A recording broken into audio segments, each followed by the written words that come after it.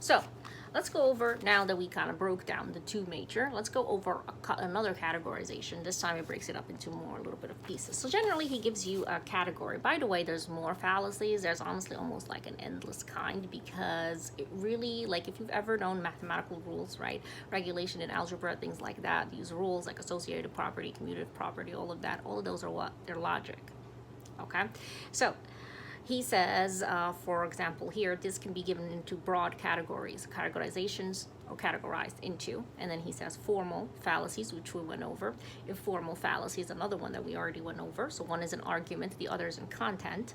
Okay, then he says fallacies of relevance. Fallacies of relevance, which he defined, these include fallacies that involve premises that are logically irrelevant to the conclusion. For example, appeal of emotion or the straw man fallacy. What does that mean? Okay, they are not relevant. So I pick a premise that's completely different, that's going to basically deter you to something else, like appeal of emotion. Appeal to emotion is a logical fallacy.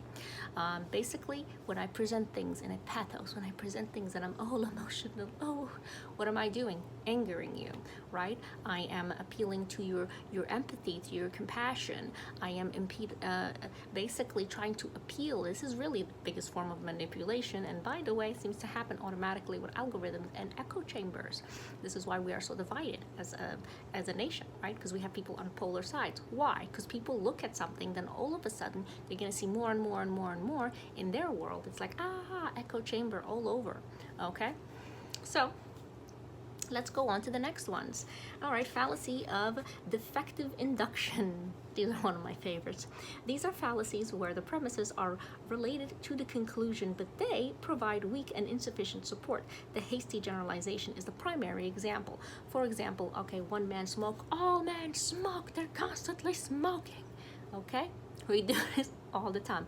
Them versus us, right? Everything is binary. By the way, that's another fallacy. It's actually called false dichotomy, which is breaking everything into two. Okay, that's kind of what computer systems, by the way, are programmed to do, right? If you've ever, again, done formal logic, you'll see T and F, right? True and false. So basically,